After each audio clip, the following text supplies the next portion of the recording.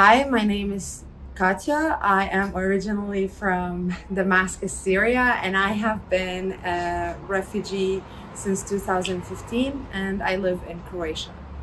As I said, I'm originally from Syria, and the war started there when I was 13 years old, 12 years old.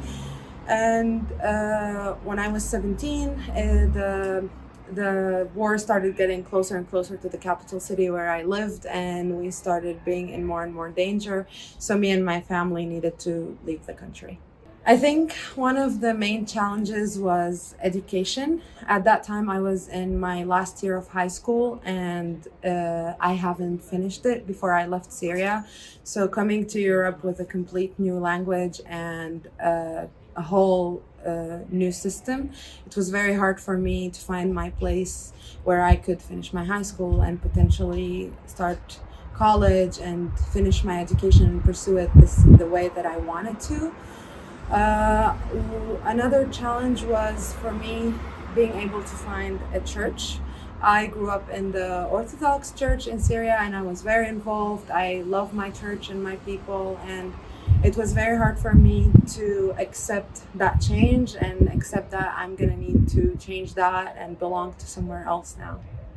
So actually, the thing that I miss the most and the thing that I found here are very, very similar. So in Syria, we love to hang out. We love to be together. Neighbors sit outside in their little building. They have their afternoon tea, and we're very close together as a community. And that's one of the things that I miss the most before fully integrating in Zagreb. And I found it again here because Croatian people, they love to hang around. They love to drink coffees. They love to be around people. And I found it almost the same thing here.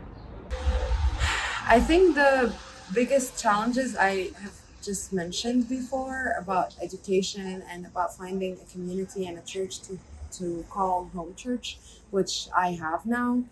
I think my biggest advice is don't be afraid to make any mistakes in the language. Just start speaking it.